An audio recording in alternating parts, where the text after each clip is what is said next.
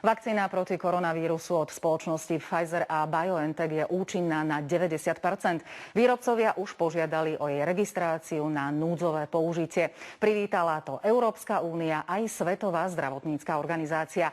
Slovensko sa tiež radí medzi potenciálnych záujemcov o vakcínu, ak bude pravda, že účinná a bezpečná. No a práve o tom sa porozprávame s imunológom a onkológom Štefanom Korcom. Dobrý večer. Na akom princípe bude vakcína fungovať a čo ju tvorí, z čoho je zložená? Dobrý večer. Moderná onkológia je postavená na genetike a na imunológii. A práve progres v týchto dvoch disciplín umožnil vznik novej vakcíny. A nová vakcína je postavená na tom, že vpravujeme do organizmu genetickú informáciu na výrobu proteínu, ktorý je na povrchu vírusu. Organizmus túto inštrukciu zoberie, vyrába cudzí proteín a vyvinie sa proti nemu imunologickú reakciu. A keď potom sa stretne v reálnom živote so skutočným vírusom, tak ho odvrhne a očkovaný jedinec z neho chorie. Dôležité je, že nepodávame ani živý, ani mŕtvý vírus, len inštrukciu na výrobu jedného proteínu. Čiže nie je tam riziko.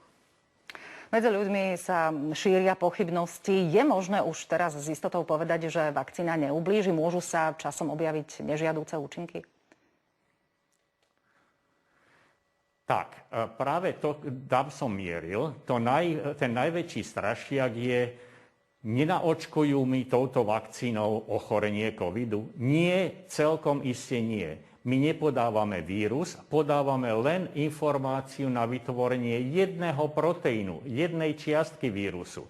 A v tom je ten úžasný progres modernej genetiky a modernej molekulárnej biológie, že identifikovali tú informáciu a podávame ich jedincom.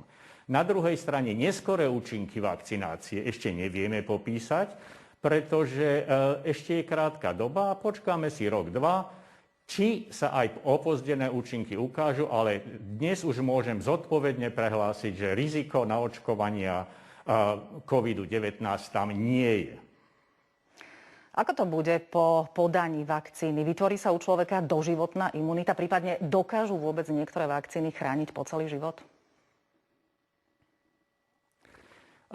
V našej histórii vakcinácií poznáme vakcíny, ktoré chránia jedincov dlhodobo, možno po celý život.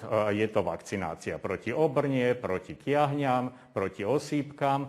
A na druhej strane je zase vakcinácia proti chrípke, kde ten vírus mutuje a tam treba preočkovať pravidelne.